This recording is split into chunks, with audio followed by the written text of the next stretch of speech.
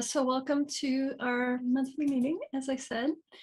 Tonight, I'm going to go through some club news and fungi in the news. The virtual ID table this month is actually Annie Weissman. I failed to change my slide, sorry. But we'll enjoy her presentation for sure. And then Eric Milligan from the New Hampshire Mushroom Company is going to talk to us about what they do with cultivating mushrooms. Last month, I had a big snafu with my photos from Sequanota, so I'm going to try and go through them again. This is a collection of some of the mushrooms off of the display table at the end of our big weekend of mushroom collecting over Labor Day. We had 13 different walks over the course of the weekend, lots of different people leading them. A bunch of workshops and talks also during some of the slots. So Sarah and Ella did a microscopy workshop, and there was a dyeing workshop. Zay did a cultivation workshop. I got people to play test my mushroom game that I'm working on. And we had wild mushrooms at almost every meal. It was an awesome effort by everyone to clean the mushrooms, and April really coordinating with the kitchen to be able to cook them for everyone. And here's a shot of the display tables at the end of the weekend. I think we had 9 6-foot-long tables by the end. And lots of people who are working those tables all weekend long to get good IDs on the mushrooms. And Annie's going to talk more about some of the mushrooms that showed up in iNaturalist from the foray, so I will not dwell on that, but there is an iNaturalist project if you want to look it up and see more of the mushrooms that way. All right, so some other club news. One of our big events of the year after the Sequanota weekend foray is always the mushroom fair that we run at Brookside Gardens. It'll be on October 16th this year. Afternoon, we'll have forays throughout the afternoon, and a big display table like the one that I just showed you for the mushrooms that we find over the weekend. We'll probably, or over that afternoon, and we'll probably have some other forays ahead of time as well. So it's a really great chance to come see other people from the clubs, to help proselytize our love of mushrooms to the general public who are out at Brookside Gardens that afternoon, and to get your hands on a bunch of mushrooms on the display table and really learn some of that ID in person with a bunch of our club experts. A couple other upcoming dates. The club has a research grant that we give out every year that is open to students at all levels, undergraduate, graduate students. And that the deadline to apply for that funding is October 31st. There's more information on our website if you know anyone who's doing research on fungi who might benefit from a little bit of extra money. One of the previous scholarships was to Thomas Rail to fund some of his DNA sequencing, which costs money, on his research for enoki. And then he came and gave a presentation about what some of his findings were from that funding. So hopefully we'll get some other interesting applications in this year. Please help spread the word about that. Our next monthly meeting will be on the 1st of November. And then in mid-November, Tom McCoy is going to run another photo contest this year. So send him your photos from the year, beautiful mushrooms. And there's more information about that on the website as well. A few non-MAW events that I wanted to point out. Someone emailed me that there's a mushroom program that's going to be on one of the extra digital channels for Maryland Public Television, which is NHK World Japan, on October 19th. They don't have the time listed yet, but there's a trailer for that on the NHK World website if you want to look up wonderful fungi. October 30th, one of our club members is helping to run the Norwood Park Natural History Day, and they have a bunch of walks scheduled, and Zay Bednash, who's done a bunch of cultivation workshops for the club, is going to be giving a talk about mushrooms at that event. So you can sign up for that on the website LFWA, which I forget what it stands for. It's like a local park support organization. And then Sarah Nella has another mushroom class coming up through Audubon Naturalist Society. You can sign up for that on their website. I checked today, there are still a few slots available. And her enthusiasm for mushrooms is absolutely infectious. So I definitely recommend that to folks who want.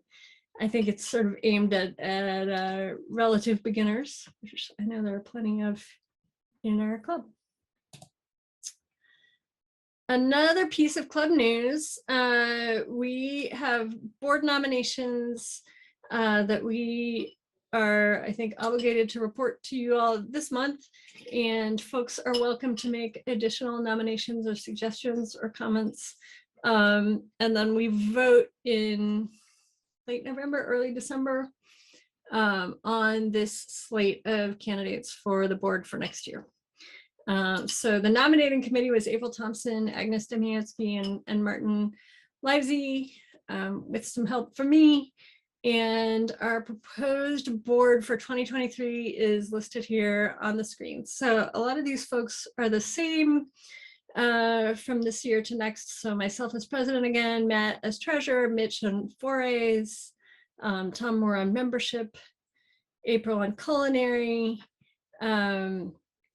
Megan as our science advisor, and then we have some new people rotating in as well. So Tom McCoy, who's been off the board for a few years, has volunteered to come back, or maybe just 1 year, has volunteered to come back as vice president. What is time anymore? And Neil Saratu is going to come on as secretary. Marisol has volunteered to step up on the newsletter, and we've been talking about what that might look like going forward. Natalie Howe and Mary Rust have both volunteered to help her as well. So I'm looking forward to seeing what they will put together. Annie Weissman, who you'll hear from in a minute with our virtual ID table, has volunteered to be the program chair who puts together our speakers for the monthly meetings. And then Bruce is going to be our representative to the North American Mycological Association. So if you haven't met these folks, I will try and get out a little bit of information about who everyone is, and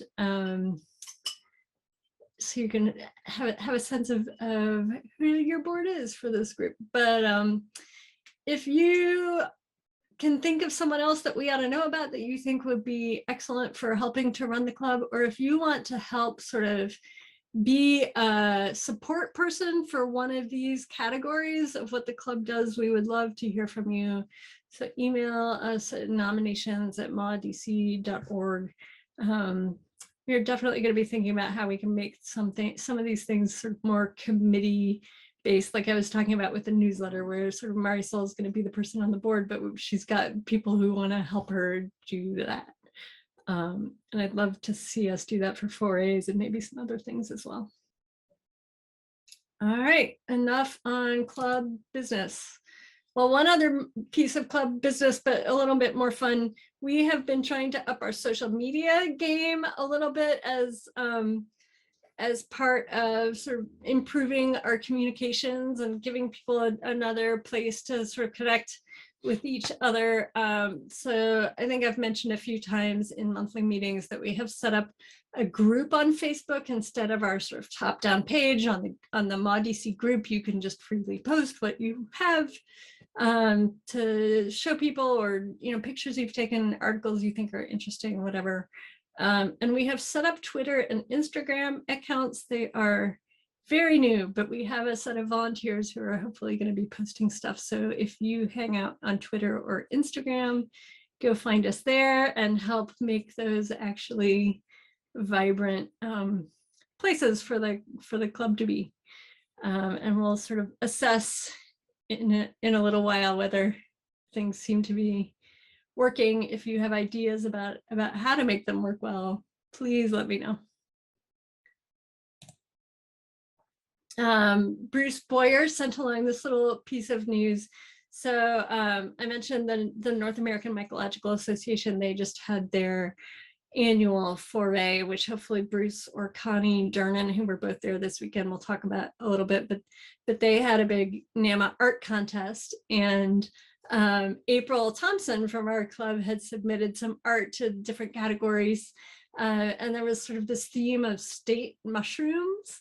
So this was a collage that April had submitted with sort of an explanation of how it's relevant to DC, because DC isn't a state, but we represent the United States of mushrooms, all the diversity in fungi and in people, with the Amanita jacksonii, a strikingly beautiful edible if you dare mushroom that doesn't conform to expectations, much like our city. So this was fun. And so April was one of the winners for one of the categories of that art contest, and maybe we'll hear a little bit more about that once Bruce and Connie are back in town. A few pieces of fungi in the news. Last month, our speaker was Rick Silber, and he talked about a trek that he took to Nepal to look for mushrooms there, and that expedition got written up in the Washington Post. So take a look at this article. It's nice. This is Shiva Devkota, one of our club members, actually, all the way from Nepal, because he's friends with Rick and has also presented to our club in the past. I thought this was really fascinating. So the New York Times ran an article, I think on the 29th, about 2 research articles that just appeared in the journal Cell, about the microbiomes of cancer tumors, and how one of the really interesting findings was that different types of cancer have different types of fungi associated with them. And the scientists are sort of only at the point of figuring out that this happens and not why or what significance it might have. But it sounds like they're hopeful that it might actually have implications for screening for cancer if you could look for these fungi as a sign of cancer, as sort of a way to detect tumors, and possibly they could hold some keys to treating the cancers. So check out this article in the Times, or if you're up for it, the full articles in Cell. They're online with full access. But it's super interesting, like the colon tumors have a saccharomycete that isn't in a lot of these other tumors, and ovarian cancer seems to be associated with this aspergillus that really doesn't show up in the other cancers. So there's something going on there that was, first of all, it's, and they quote one of the scientists as saying, I wasn't expecting this amount of fungus in cancer, but then for them to be so specific is super interesting. My final piece of fungi in the news is this new album from Bjork was apparently inspired by fungi. If you want a quick taste of it, there's a review on NPR that has little snippets of the music mixed in, or you can look up the whole thing. Some of the tracks have videos online. I just watched the video for this first one, and it's super trippy and full of mushrooms. So I haven't really listened to much Bjork since the 90s, but it was fun. She's definitely out there in her musical style. If you're not familiar with her, pretty experimental stuff. But fun to see another example of mushrooms sort of getting out there into the pop culture more deeply. And that is all my news for this month.